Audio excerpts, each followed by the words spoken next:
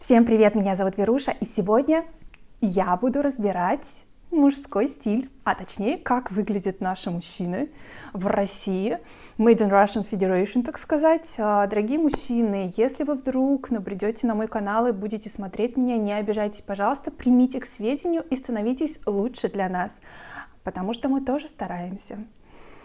Небольшая зарисовочка в самом начале. Я помню, что... по статистике я тут пока не забыла, скажу, что посмотрела статистику, и наши мужчины проигрывают практически всем странам и считаются самыми нестильными и хуже всех выглядящими. Я в целом могу согласиться, если честно, потому что, наверное, наши носки с сандалями никто не переплюнет.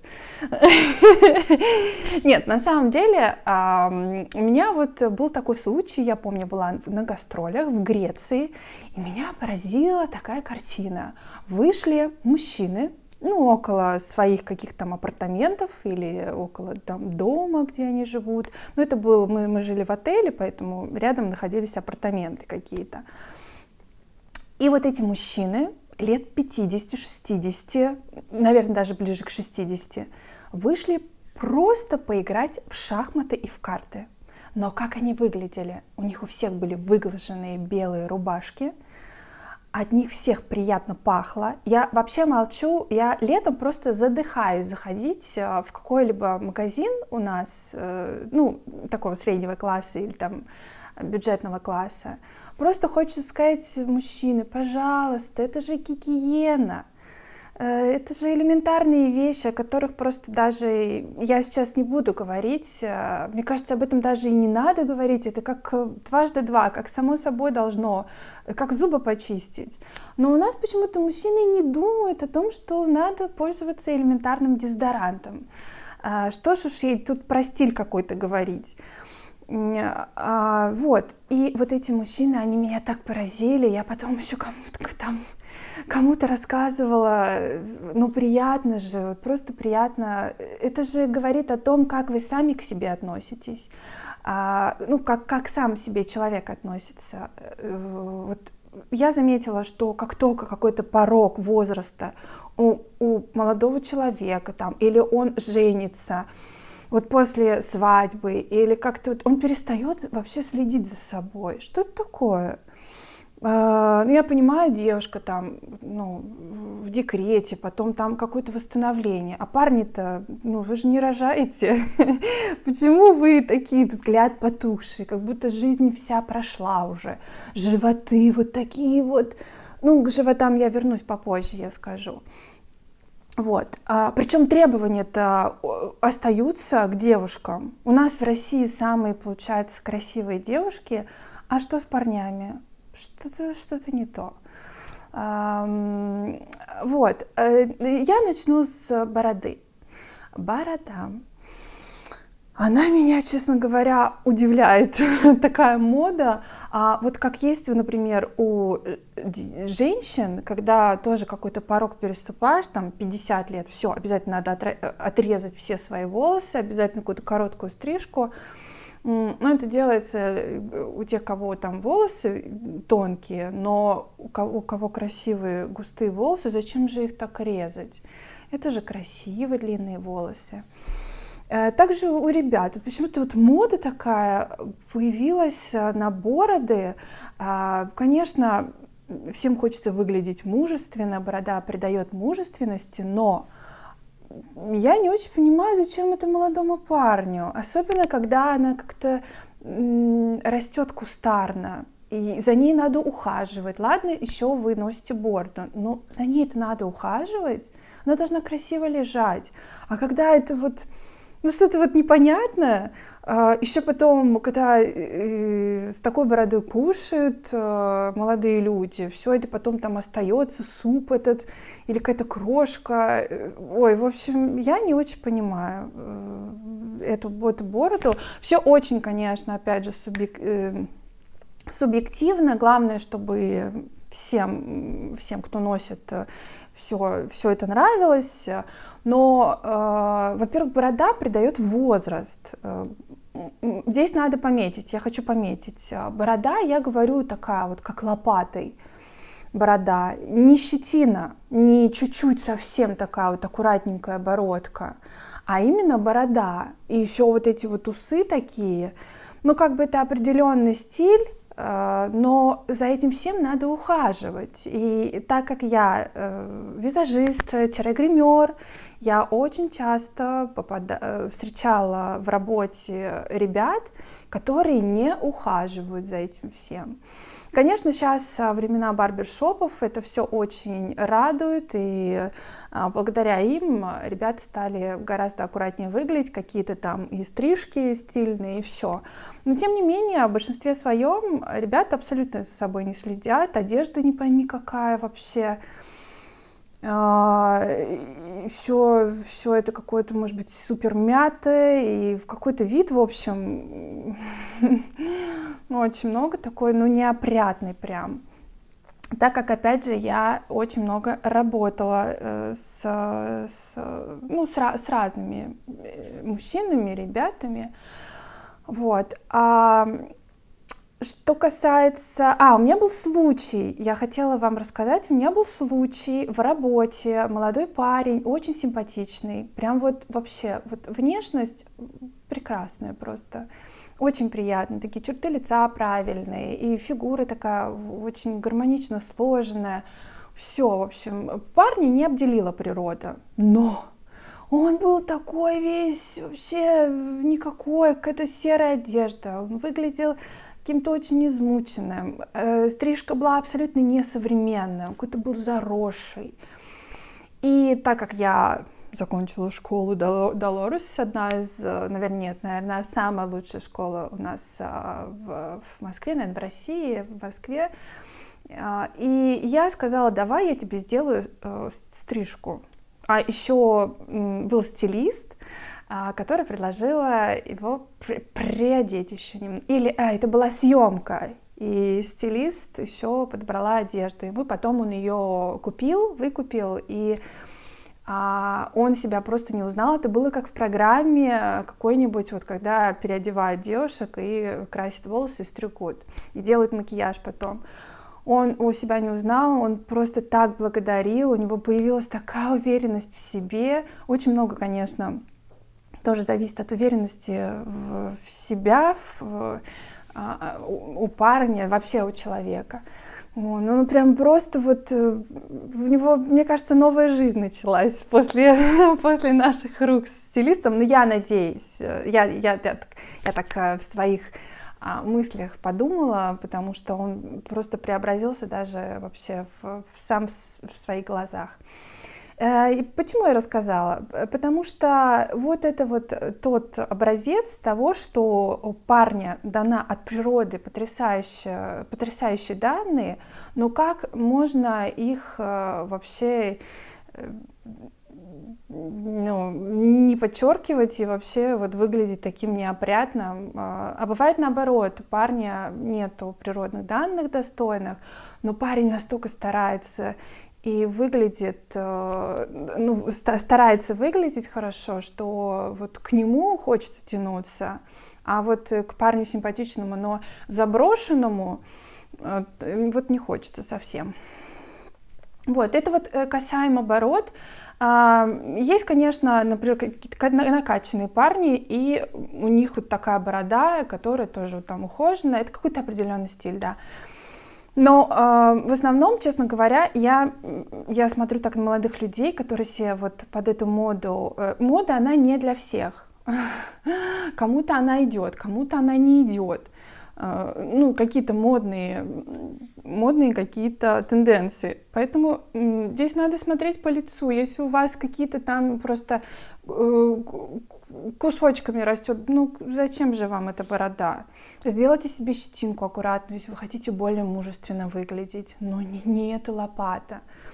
Мне вот как девушке, честно говоря, не нравится такая борода. Вообще даже вот прикасаться к молодому человеку, вот я имею в виду там поцеловаться, к примеру. Нет, слишком много волос. Второе, что я хотела сказать, это животы.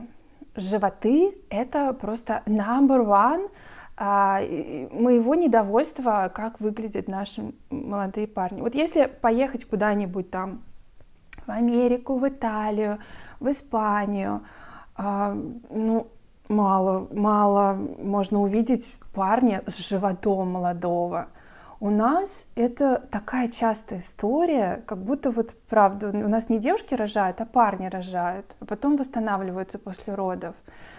Ну, просто как только 30 стукнуло или 35, все, у парня обязательно должен быть вот этот кружок здесь. Еще лапки вот так вот положить. А почему? Потому что, может быть, никакого стимула нету. Вот это вот стандартная история, когда парень сидит постоянно дома, на диване, пивко попивает. В основном это, конечно, пиво тоже влияет, потому что оно очень калорийное. И вот именно вот эти вот такие вот пивные животы. Опять же, если самому человеку комфортно, но мне кажется, с таким животом не очень комфортно, если честно. Но гораздо легче сидеть на диване, чем пойти в фитнес-клуб, верно же? Но только требования у наших российских мужчин почему-то очень высокие. То есть у него должна быть обязательно супермодель, она должна быть идеальной внешности, у нее должна быть потрясающая фигура. Вот что не откроешь, какой-нибудь там список, какая девушка нравится молодым людям. Да там такие требования вообще. Я не говорю про внутренние, просто даже внешние. И фотомодель, и с идеальной внешностью, и чтоб следила, и чтоб в спортзал ходила, чтоб следила за собой, чтобы там это, то, пятое, десятое, там, чтобы волосы были красивые, ухоженные, чтобы кожа была тоже ухоженная. В общем, все просто вот по списку. Но что-то вот очень мало я вот вижу требования к парням нашим, именно к внешности.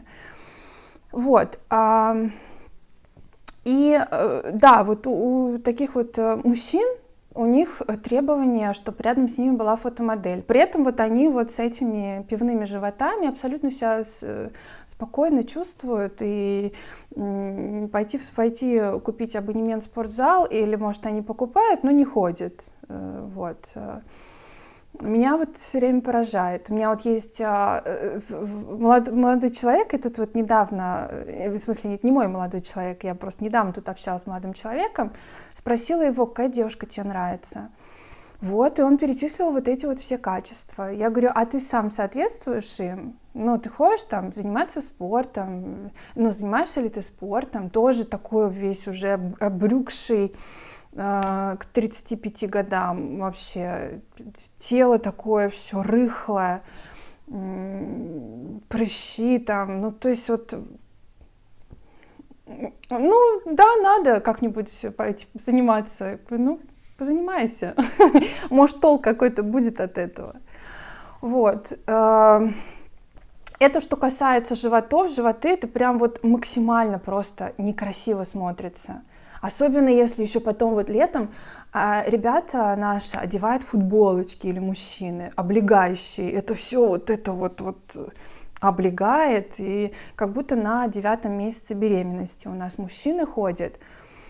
Мужчины, ну возьмите себя в руки, ну надо вести активный образ жизни. У нас вон девушка успевает и работать, и в салон пойти куда-то подстричься, чтобы выглядеть. У нас вообще девушки как будто у них сзади пропеллер, как у Карлсона, все успевают. Почему-то вы настолько у нас расслабленные. Это, наверное, тоже проблема наших девушек, потому что мы постоянно частенько жалеем и любим вот за душу и просто потому что любим. Вот мой Вася или мой Петя, он вот такой вот милый, даже с этим животиком. Ну, я бы не хотела себе молодого человека с животом. Я бы постоянно что-то говорила на эту тему. Нет. Надо заниматься, вести активный образ жизни. Поэтому, пожалуйста, если меня будут смотреть молодые люди, особенно, пожалуйста, занимайтесь собой, и нужно выглядеть хорошо и красиво. И третье, о чем я хотела сказать, это джинсы скини. Это вот такие облегающие джинсы, которые подчеркивают все и даже больше. Одно дело, когда такие джинсы носят нетрадиционной ориентации ребята. У них много есть внутри женского, я это понимаю. Но когда одевает это мужчина, который должен выглядеть мужественно, а у него все облегает, особенно когда еще ножки-спички. Я не знаю, зачем это делать. Вы же еще больше подчеркиваете свои тоненькие ножки. Надо наоборот покупать тогда джинсы побольше, чтобы было ощущение, что у вас масса тела больше, вас самих. Вот. Я знаю, это тема подростков. Подростки любят эти скини надевать, это очень странно смотрится. Мне кажется, что это прям как-то по-девичьи. Скини вообще это предназначено для женской моды, женские джинсы, чтобы все красиво подчеркивало у девушек, у женщин. А скини для мужчин, я не знаю, очень-очень странно это выглядит. Вот, поэтому 3 таких пункта, которые, на мой взгляд, нужно с этим что-то делать. Вообще с нашей модой что-то надо делать, именно мужской. Не обязательно, на самом деле, я хочу сказать, не обязательно одеваться модно, следить за модой, какие-то фэшн-каналы смотреть, чтобы выглядеть хорошо. Вообще не надо этого делать. Просто надо выглядеть опрятно, соблюдать гигиену элементарную и пользоваться дезодорантом. Действительно, почему-то многие об этом, мужчины наши, не задумываются. Выглядеть, не как охранник, такой пиджак какой-нибудь с такими большими плечами, или он не по размеру, или наоборот маленький. То есть вещи должны быть подобраны под вас, под ваш размер. Не обязательно, чтобы это все какое-то серо-черное было. Можно одеваться, какие-то рубашки яркие одевать. Главное себя чувствовать, конечно, тоже в этом хорошо. Если вам не нравится розовая рубашка, не обязательно ее одевать. Но можно что-то другое, синее, много разных цветов, и можно подобрать просто... На самом деле я захожу иногда в мужской отдел, даже Зары. Правда, сейчас у нас МАК называется. Там столько классных мужских вещей, джинсы, гораздо больше мужских джинс клевых, чем женских, даже если взять Зару. Поэтому на самом деле сейчас столько всякой одежды, она недорогая, и можно одеться, просто было бы желание. И главное, конечно, это что-то делать с животами. Давайте, занимайтесь и ведите активный образ жизни, и чтобы глаз горел, чтобы на вас хотелось смотреть. И так как-то с внешностью что-то у нас в России, у ребят есть, конечно, симпатичные, но, честно говоря, их не так много. Надо брать тогда другим чем-то. Как раз надо выглядеть очень опрятно и подобрать хорошо одежду. И чтобы тело было красивое. Заниматься. Все, что я хотела сегодня сказать. Пишите ваши комментарии, что вы думаете на эту тему. Увидимся в следующем видео. До встречи. Пока.